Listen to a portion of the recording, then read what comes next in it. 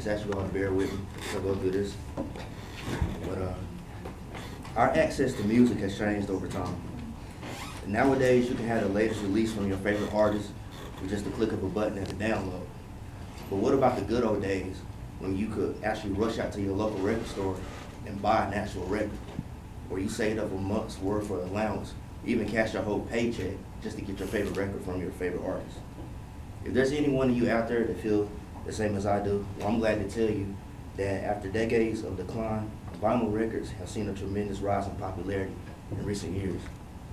In a 2015 article published by the Minneapolis Star-Tribune, it says that vinyl record sales have been climbing since 2007 and saw a 52% spike last year with 92 million albums sold in the United States. Today, I'll be giving you a brief history on vinyl, the cause of vinyl's slump in popularity, and the reason for vinyl's revival. So let's start with a brief history. An article from Newsweek says that Peter Goldmark, who was a research scientist for Columbia Broadcasting Systems, he developed the first successful vinyl in 1948. He developed the 12-inch disc, which is run by 33 RPMs, and I got an example right here. I'm sorry. This is not one from 1948. This is from the 90s. See the Eminem thing right there? I just thought I'd give y'all an example. But excuse the obscenities. But Please stay. that's the standard. Yeah, that's the standard 12-inch vinyl that we all know today. Love Eminem. And by the 1960s and 70s, vinyl was the most dominant format in the music industry. And from an article by the Herald, Glasgow in the UK, it says that by 1979, vinyl had a sales total of over 89 million records sold. So with that much success, it makes you wonder what could have really caused it to decline. But that's what I'm getting to right now, which is in the 1980s, this is when digital technology started to come into play in the music industry. And of course, they introduced the compact disc, which we all know is the CD. And the CDs were more convenient for music collectors because, you know, you could just stick a CD in, listen to the whole album all the way through.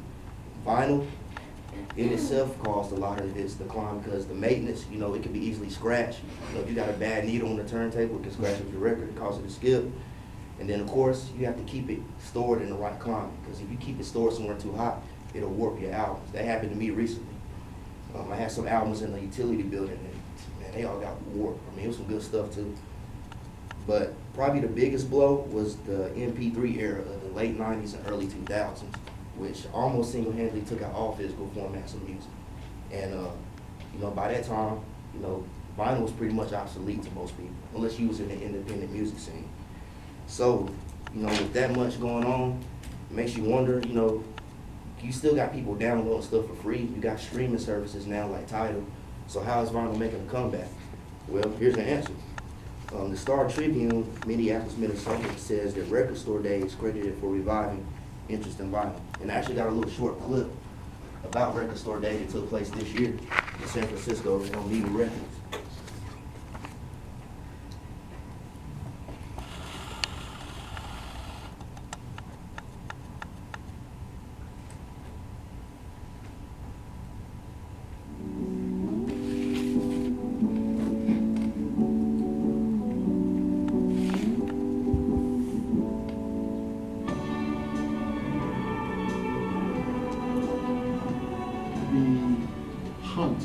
The acquisition is as much fun as the actual getting it. So coming in, like say you'll be looking for a particular title for months on end, and then suddenly it's there. It's the greatest place. We have everything. I love it. I've never worked in a place that I felt comfortable being like, yeah, I know where that is. We got that. And in any place. I work all over the store in music and in movies upstairs, and it's great. I love it. They have stage music nowadays, like progressive metal bands like a Mastodon, and they also have a great international selection, like Chilean traditional music. It's only $5. It's a great deal. Yeah, so Record Store Day is something that started about over 10 years ago. Basically, like record stores, they like to celebrate, you know, purchasing vinyl and stuff like that. It takes place in April, every third Saturday in April. It's pretty much like Black Friday for record collectors. You know, you get special deals on records, and a lot of times bands even come to certain stores, and they even do like performances in store. So it's pretty cool. But in an article in Variety, it says that vinyl rose 3.3% on Record Store Day last year, and over 2,000 record stores worldwide celebrated. And also, the Wall Street Journal in Europe says that younger people are attracted to the sound quality of vinyl, as well as the nostalgia of putting needle to groove.